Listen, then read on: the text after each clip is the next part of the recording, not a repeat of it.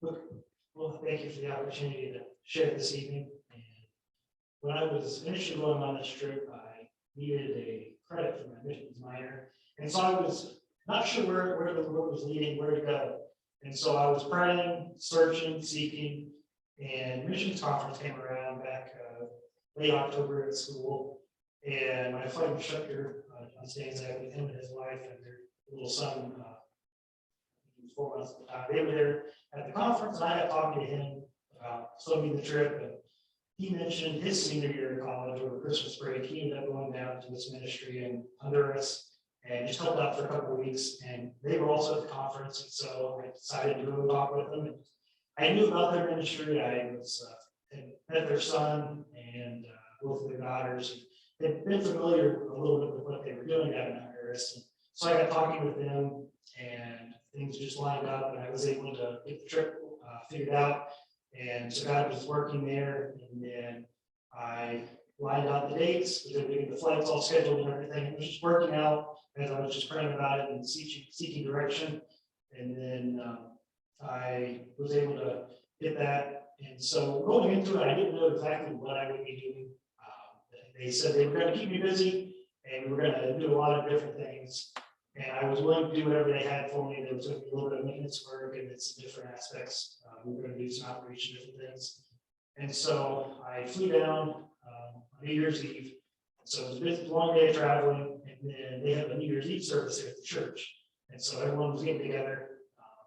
But the way it works is the airport in the capital of Tegucigalpa is the second most dangerous runway in the world. It is the second shortest commercial runway and the second most dangerous. And so they have just recently built a new airport up in Cariagua, which is an hour and a half northwest of the capital. And so I flew into that airport, since they're now doing all the international flights there for safety purposes. They just opened up 3 weeks ago. And so just a very new airport, and you take an hour and a half shuttle ride from that airport to the old airport. And that's where the missionaries lodge. They picked me up there, and then it's normally an hour from there out to Sabana Grande where they're located. But due to New Year's Eve, the tradition in Honduras is you go to visit your grandmother. And so everyone was fleeing the capital, heading for the countryside. And what is normally an hour took us almost 2 hours. And so, but it was a good time, getting to meet everyone. There was, at that point, there were 3 other college students that were also down visiting. So I knew one of the guys, so that was nice, kind of getting to know him a little bit better. We were just kind of acquaintances, didn't know each other too well. And then there was 2 other girls there that I met. So we were all getting to know each other, talking and kind of learning a little bit about, since they'd been there already for a couple of days. And so we're traveling out, and then on the way we stopped and had to pick up a couple people on the bus route. So we made a few stops. So we were in a 15-passenger van, and we were piling people in, and then we had to stop off in another place and drop off some people into another vehicle so we could keep going and everything. So it was just kind of neat. And so we're getting to talk and kind of learn a little bit about the ministry. And we get there that evening, we're almost right at 7 o'clock. So we're rushing to get to the men's dorm. I'm trying to get unpacked, get dressed. We get over there, and so we got started, I think, a little before 7:30. And we went on the rest of the way until midnight. And so they started out just singing special requests. And then we had the opportunity to hear from 2 different speakers, and they sure were talking fast. I know a little bit of Spanish, but not very much. And so it was a struggle to pick up. I mean, I looked at a few things here and there, but they were just a little so fast. So that was definitely a different experience. And then after that, we took time, had a meal together with the church family. So that was really good, just a time for fellowship. And I got to meet a couple of people then. And then we went back, and I think we did some skits. So they broke us up into 3 teams, and then they drew Bible stories. And so our team had the story of Moses leading the Israelites across the Red Sea. And so we had 20 minutes, and we got that all together. And so I was one of the waves. So I had my water. It was a kind of a blue sheet, or whatever. And so we had that draped across the stage, and we're kind of making a wave. And then And then Moses comes up and does his thing. And so we kind of part and go sideways. And they were able to cross through. It was pretty neat. Just they were telling the story of the crossing there in Spanish. And so we were kind of helping act out. We won the competition. Our team won. And so that was just it was neat. Just being able to have a little bit of fun with it as well. And then we heard from 2 more speakers, I think it was, and then we took a dessert break, had some apple pie and ice cream. And it was funny because not the combination you would normally think of, but we had bubblegum ice cream because it was the ice cream that they could get in bulk, so that way it could feed everyone.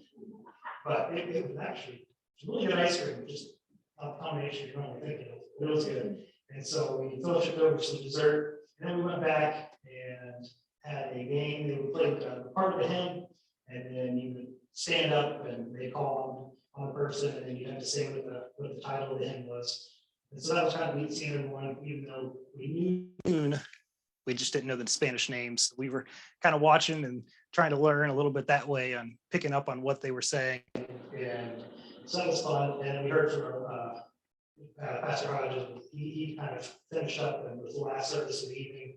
And then we spent some time praying, and then we went outside to watch the fireworks that the surrounding neighbors were putting off.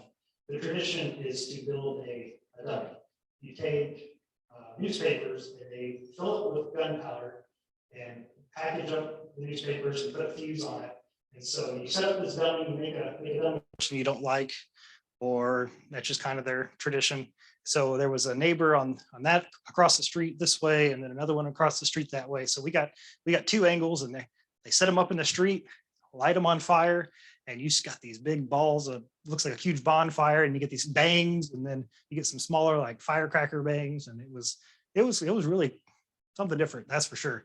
And so cars are still coming down the roadway, and you got these huge flames bursting up in the air, I mean several feet, and they're honking away and just acting like it was no big deal. So that was just kind of neat. And then so that was a different experience, and then cleaned up for the evening. And so I ended up getting back to the dorm around 12:45 that morning.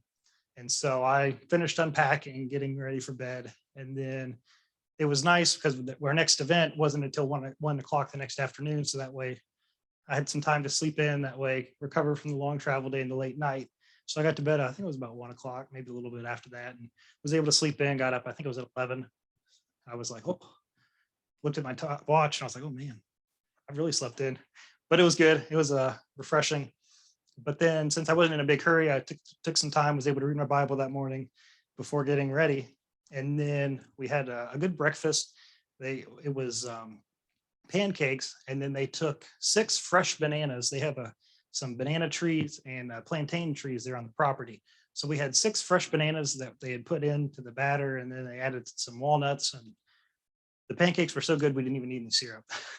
And so that was because they realized that after we started eating, oh, we forgot. We're like, oh, it doesn't even need it. It's so good. And so that was just really, really good. And then we started the work day, the church work day. We started at 1 o'clock that day. So we go out, and they asked if I would go with one of the gentlemen. I think his name was Marcos. And we were going to be cutting down a tree branch. And so we get the ladder ready because we were going to have to climb up in the tree, and he was going to have to go over and cut the branch.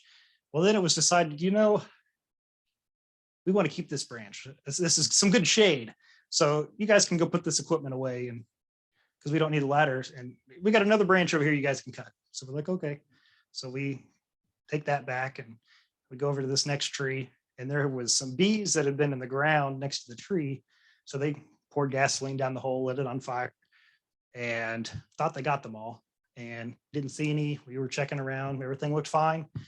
And so he climbs up in this tree and cuts the branch, and it falls, and then the bees come out of the ground. And so he shuts off the chainsaw because that was the only branch he was cutting. So he's finished.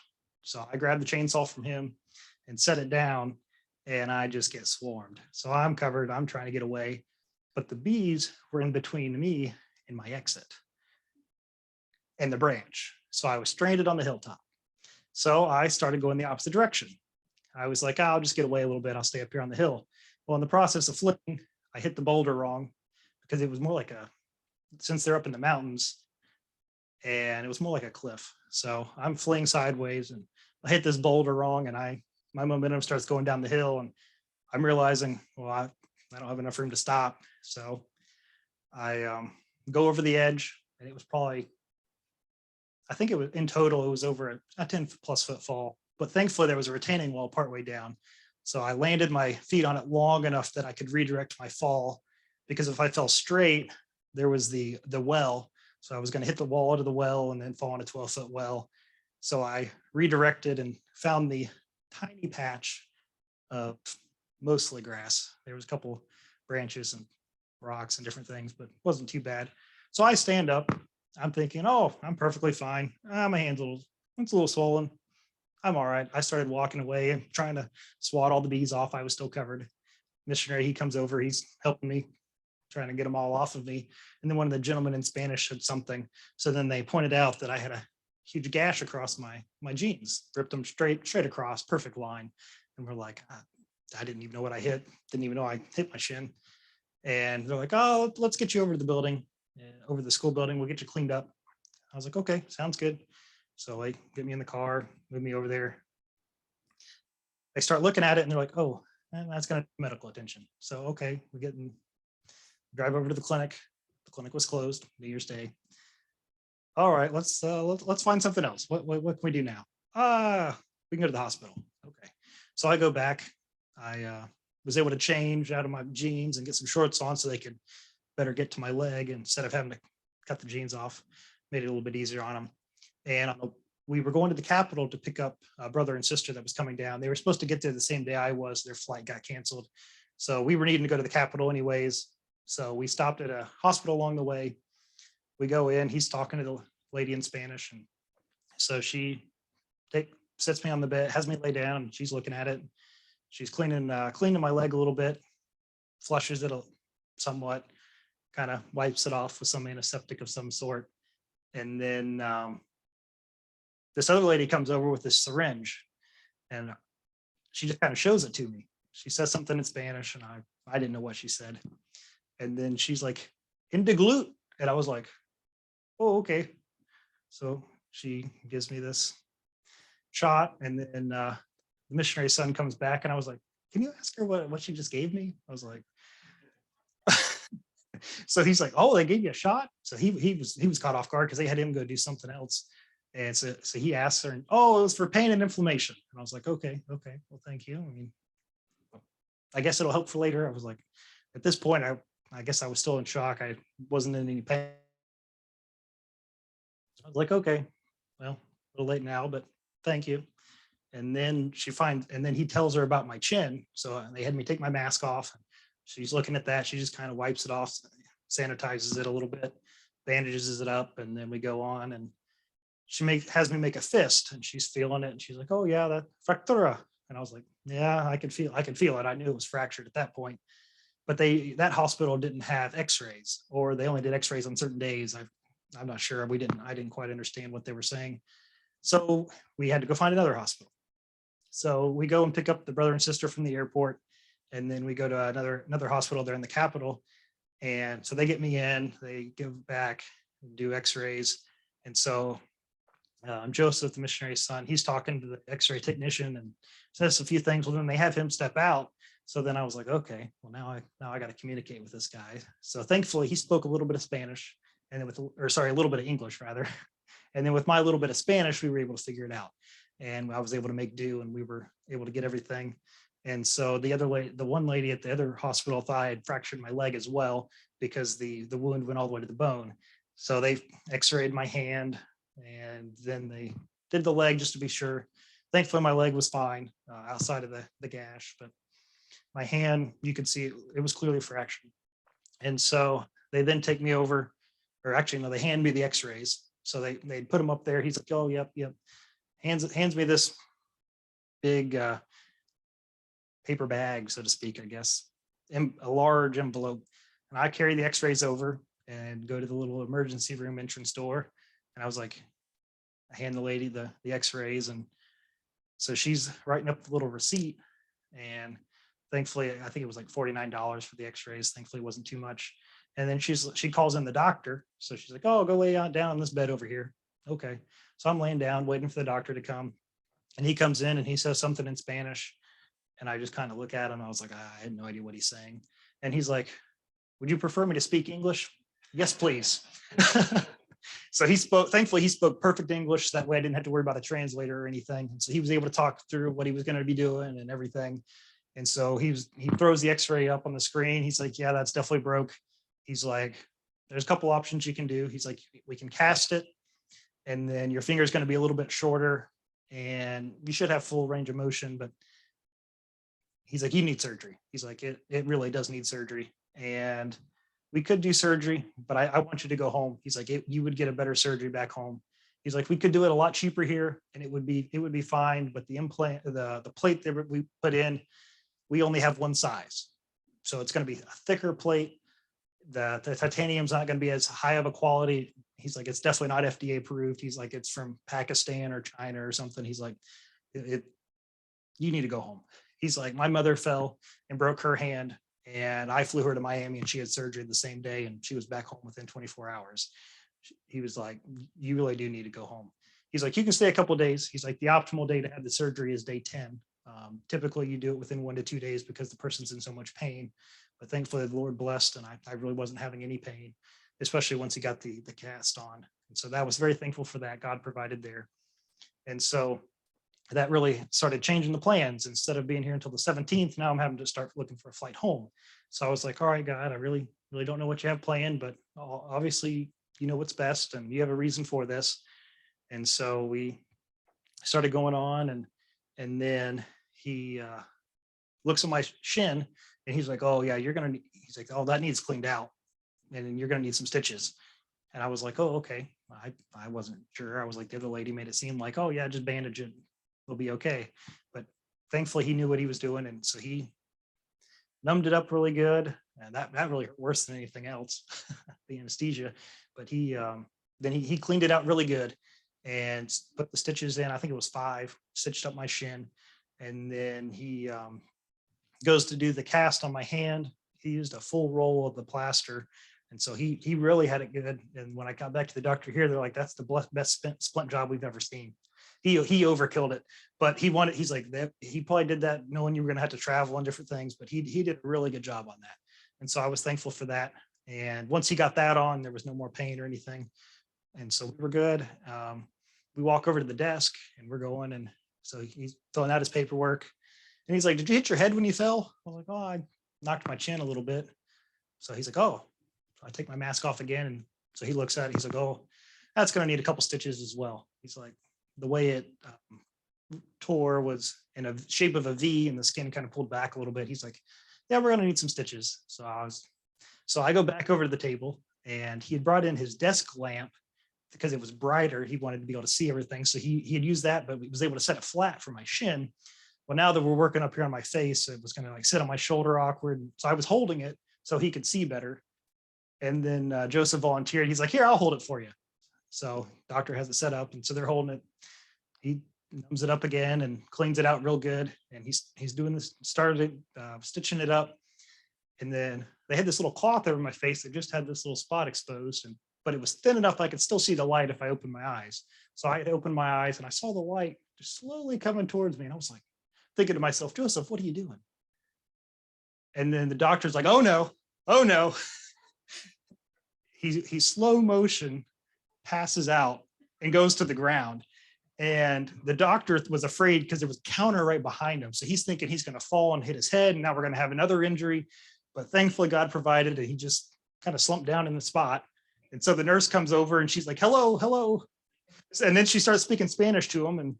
And then so he starts responding, but he still can't move. And so he sits there for a little bit. And then finally he comes able to get back up and it was all good. But he was like, I've never passed out before, but he was thinking it had been so long since he had eaten. And the doctor was just kind of going at it. And it finally got to him a little bit, but thankfully he was okay. So now we're finished up and everything's going on. And so we go back over and finish the paperwork this time. And there's 2 ladies here. I assume they're nurses. And so they're over here filling out the receipt. and trying to recalculate everything on what the costs were going to be. Well, then the doctor, we weren't sure if we were going to have enough money on us or whatever. And the doctor's like, oh, I'll take US dollars as well. Either one's fine with me because they use the Lempiera down there. And so he walks out and he goes back to his office. He comes back, hands us a receipt with the two nurses had handed us a receipt as well. Well, that was for, I guess, the medical costs. And then the other receipt was for the doctor's cost. And so we pay the cost of the doctor. And then the lady's like, oh, hey, you're good. And the doctor had said something in Spanish real quick. So then we're like, oh, okay, he must have given us the other discount and gave us the other stuff free. All right. So we're like, well, thank you, Lord. So that was like, so it only came to like $329. So we're going, and so we get out and then we stop. It was at this point, I think it was after 9 o'clock, about 9 o'clock. So I hadn't eaten anything since breakfast that morning. But well, I guess it was more lunch, brunch. But we ran through Burger King real quick. They got me a Whopper meal. And I was like, oh, thank you. I ate it. And I was like, this is the best Burger King I have ever tasted. It was the best. And the brother and sister that were all there, they made the same comment. They're like, this is the best Burger King we've ever had. Just the quality was really good. And we were also talking just about some of the different American places that they have down there. One of them is they have a Pizza Hut. And going to a Pizza Hut, it would be equivalent to going to like an Olive Garden here. It's kind of the waiters and waitresses were in all black. It's more like almost a candlelight meal, I guess. So they said when they came to the Pizza Hut in the United States for the first time, that was a big culture shock. They weren't really ready for that. And so that was just kind of a neat, different aspect, just getting to see some of these things and just how they really took pride in the quality of their work. And the food, everything I had was really good. And we went out, I'll get to the part in a minute. So we go back, get settled back in that night. And I hadn't been able to contact my parents since I had left the airport because I didn't have Wi-Fi. And I didn't get hooked into the Wi-Fi at that point because it was only in the school building that they had it. And so I borrowed one of the missionaries' phones and was able to call back. So I called my dad. I was like, he'll probably take it a little bit better than my mom would right off. So I call him. I was like, hey, Dad, this is what happened. He's like, let me get Mom. No, you can wait a minute. So I kind of tell him, and then he's able to kind of relay the message. And I was letting him know, I was like, yeah, this happened, but everything's going all right. I'm doing okay. And so that was good. So I talked to him for a little bit. Then I was able to get settled in or whatever. Got ready the next day. And I think I was up at like 6 o'clock the next morning getting ready, because on Sundays, the bus route leaves at 7 o'clock in the morning. And so they send out, I think it's 4 school buses and then a couple of 15-passenger vans. They go out to different areas and have quite an outreach through that. And so I went out with one of the buses and they dropped us. I think I was the last people to group to get off. So they drop off groups along the way. They've got bus workers. And then they walk through that area to gather the kids up. And then they come back to this main area. And then eventually we work our way back through and pick everyone back up. And so I was the last part to get off because it was a short walk. So that way we walked to like 2 houses. It wasn't very far at all. They didn't want me to do much walking. And so I went with 2 of the guys. I was minor. And I don't remember I'm not sure if I got what the other guy's name was. So we walked to 2 houses. Well, one of the things there is the kids, they don't come very frequently. They'll come when they want to. And you can count at least one out of every 3 weeks. They will, gripe. Basically, I'm not feeling the best. I got a cold. And so it's funny because in English, it's spelled just like gripe. So they're griping, they're complaining, even though they're probably okay, but I can't come this week. Gripe. And well, sure enough, the 2 houses that we stopped at, they weren't going to come this week. So we walked back. And so we're just 3 of us are standing there. We're talking a little bit. And it was funny. One of the guys asked how old I was, but he said it so fast that I didn't catch what he said.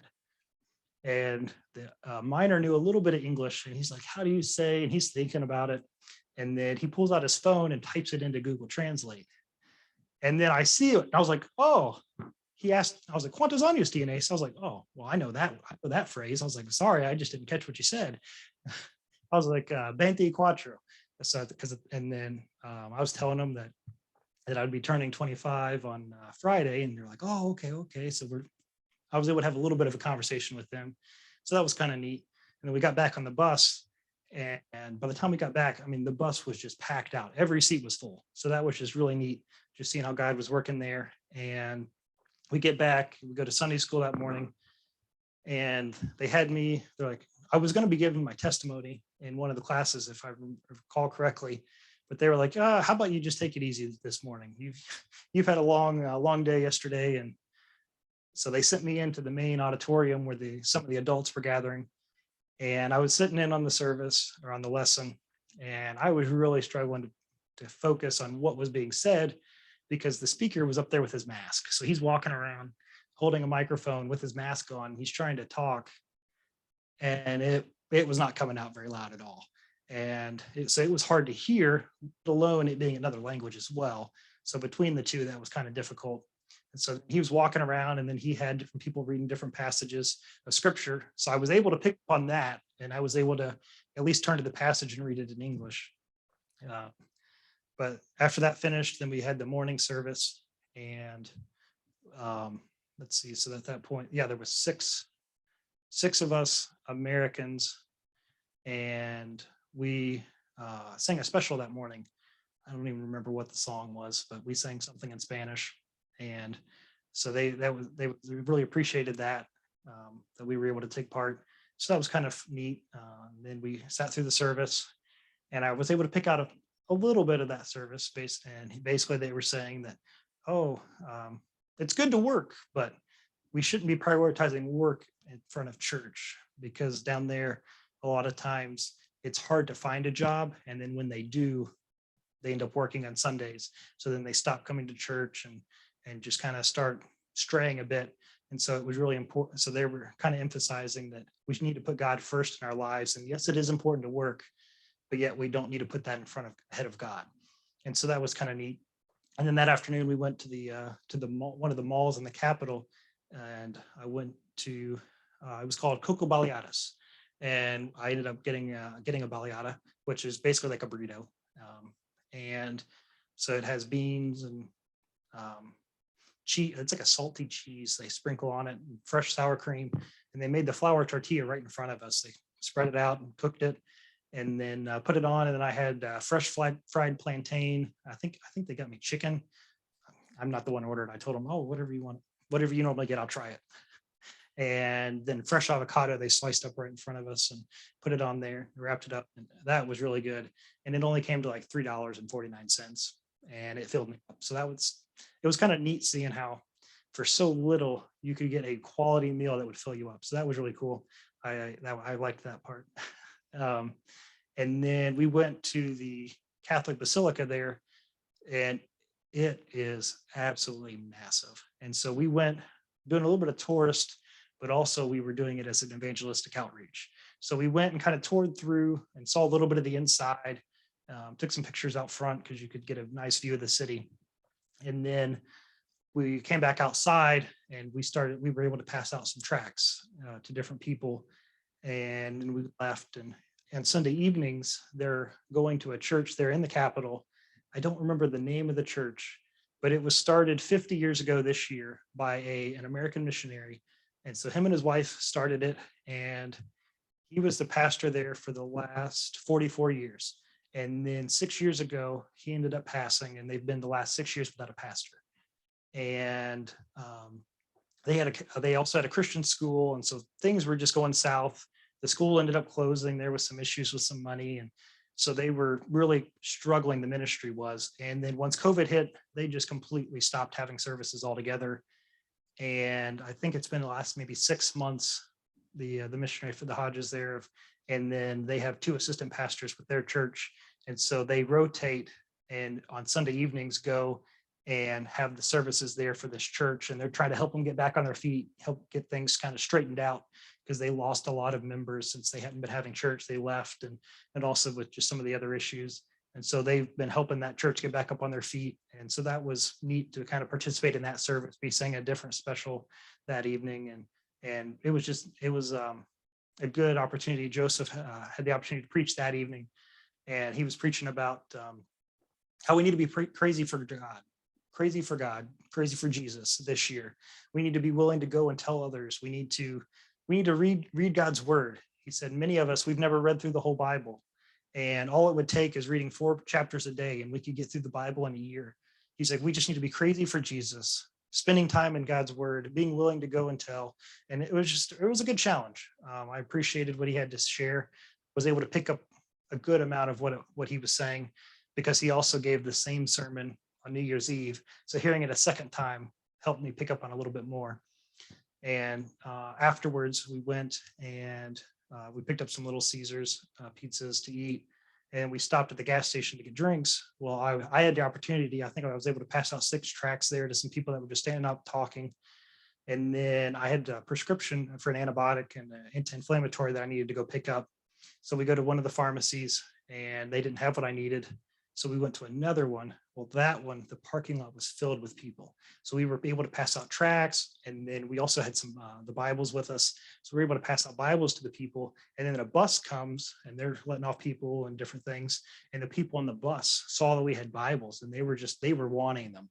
And so it was just really neat getting to pass out tracts and Bibles to these different peoples and these different people. And that if I never would have had my injury, then we would have never been able to talk to those people and share the gospel with those people through the tracts and through the Bibles.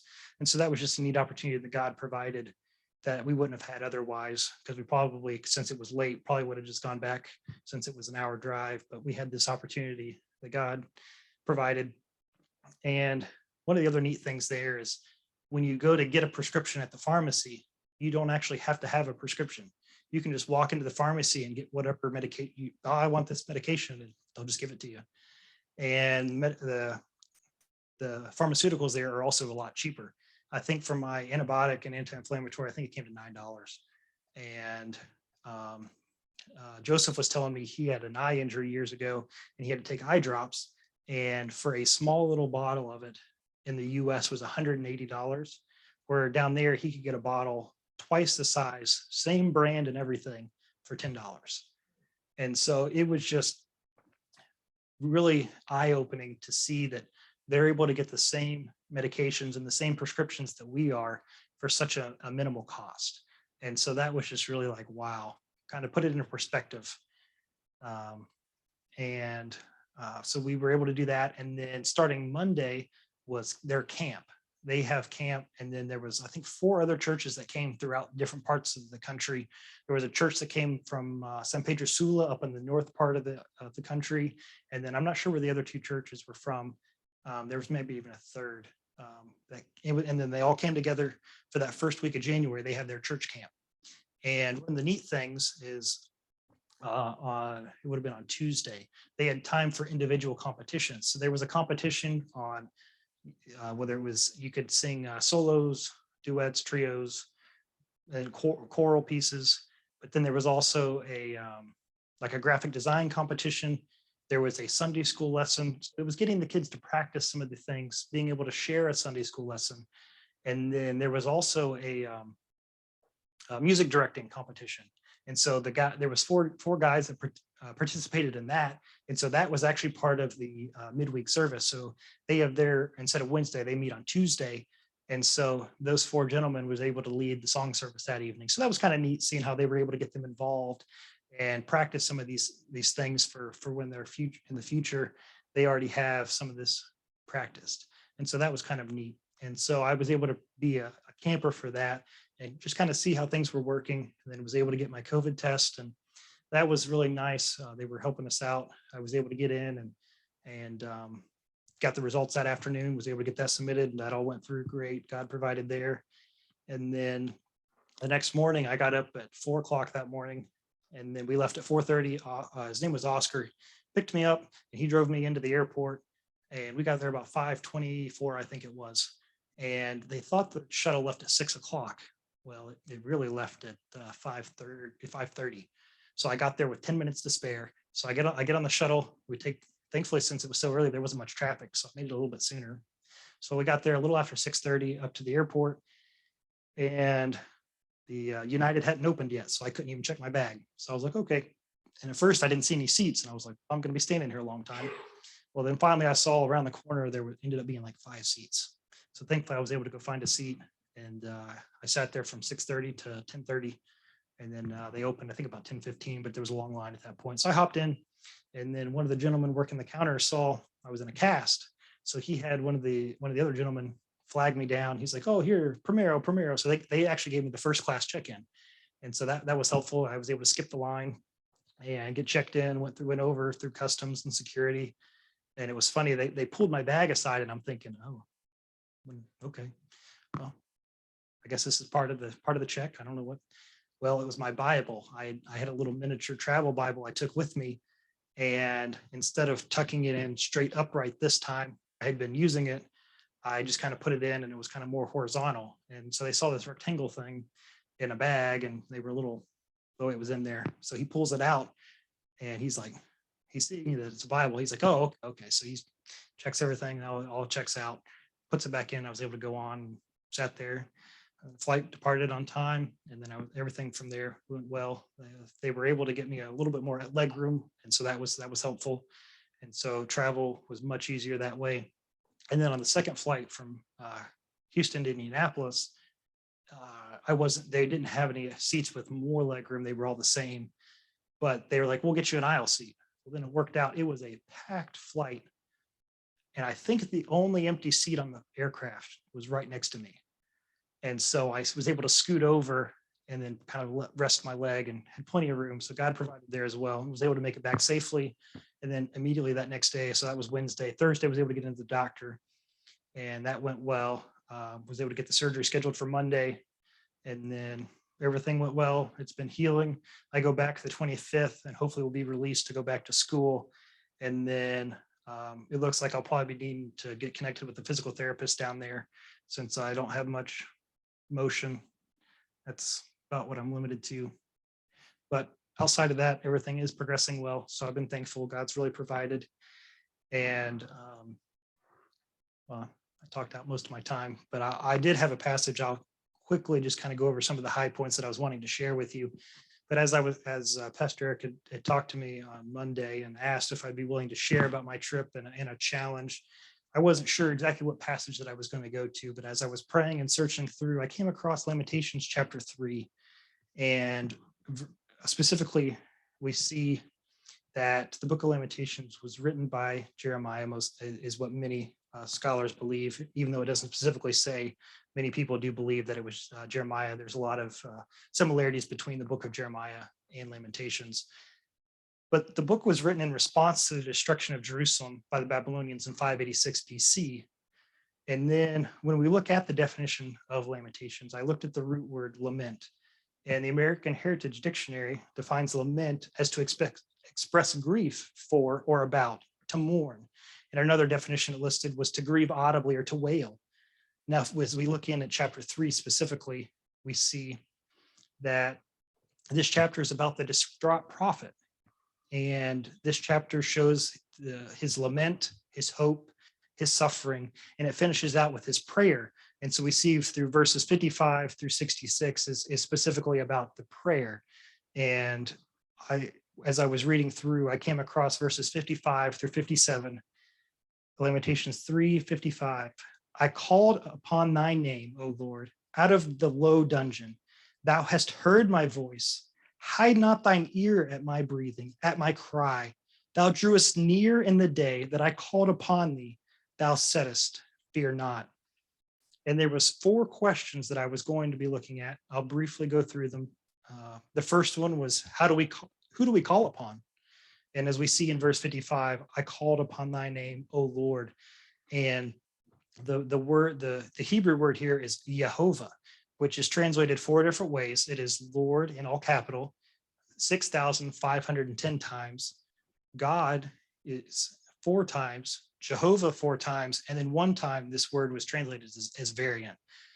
But this is referring to the proper name of God, of the one true God. So we're to call out, we're praying to God. And the next part that I was wanting to look at is question number 2. Where did the call come from? We see at the second part of verse 55, it came from the low dungeon, or in 42 other times in scripture, this word dungeon, it's also translated as pit. So it's a low place. And after my accident, I was at a low place because I realized that my trip was going to be changed. I was at first was wondering, God, what do you have planned? I know it's going to look a lot different now, but I realized that instead of dwelling on how it was going to be different, I realized that God had a purpose, and that things weren't going to change, but he had a plan, and that my getting hurt was just the plan that resulted. And just like here with Jerusalem being destroyed, that's not what the Jews wanted, but it's what happened. And so it's the response that they then had. And we see here that Jeremiah, he's calling out to God from this low place. And the next question was, how was the call made? It was a verbal cry. We see, thou hast heard my voice. Hide not thine ear at my breathing, at my cry. He was crying out to God. And then the fourth question, what was the result of the call? God drew near. We see in verse 57, thou drewest near in the day that I called upon thee. Thou saidst, fear not. We're not only did he draw near to us, he told us not to fear, not to worry when things don't go our way, when we find ourselves in a low place, whether in that dungeon. We can call out to God. He will draw near to us. And in those times of uncertainty, we're not to fear. And when we cry out to God and give the situation to him and ask for help, he will draw near to us. And we do not have to have a reason to fear, because he's the creator, he's the author, he's the finisher, he's the protector, he's the healer, he's the great physician. God has so many different names and attributes that we've given to him to describe him. But he's there, he's the comforter through the Holy Spirit, is there to comfort us. And we can have a peace that passes all understanding. And all we have to do is we just call upon him, and he will draw near to us. As we draw near to him, he will draw nigh to us. He wants to have that relationship with us, and he wants to come alongside us. And many times it just takes us calling out to him and asking and seeking him for him to draw near. And we can have that peace, but that peace that only can be found in God. And so those were just some of the quick thoughts there that I had since I ran out of time. But I thank you for the opportunity to share my experience, a little bit from God's word, and just the opportunity that I had. And God really did work. And it was neat seeing that even in times that we're unsure, things don't go as planned, that God can still use that. We were able to see and reach people that we weren't able to otherwise. And actually the Sunday morning when I was there was 2 young ladies that morning that ended up accepting Christ as their savior. And so that was just neat seeing how God was working. Even though I was going through a tough time, God was working. He was still in control. And I didn't realize it until I was leaving, that they told me there was a little boy there that day. His dad was there at the work day. He saw my fall, and he remarked later after I left, he was like, that guy didn't cry. He just got up. And I was like, I didn't even think anything of it, but it was God. It really was. He got me through that. And I really wasn't in any pain. And I think I was thankful for that. But it showed that little young man that God is so powerful. And even though things happen to us, God's still in control. And they were telling me some of those things, and I was just like, I was kind of blown away. I had no idea, but God used that to touch that little boy's life. And then just the way that I was kind of a positive influence there, that I didn't let the situation get me down, but I kept pointing it back to God and realizing that he had a purpose for it, whether it was going to be someone I was going to come in contact with on one of my flights that I wouldn't have otherwise, or God had something planned. And so it was just kind of neat seeing how the influence I was able to have, even though I couldn't speak to some of the people, but they said it really did make an impact. And so I was just thankful that God was able to use the negative situation that happened to me as a positive to further his kingdom. And so that was just really, I was really thankful that God just really did bless and worked. And even though things didn't go as planned, that he's still in control. And so I thank you for that. And Pastor.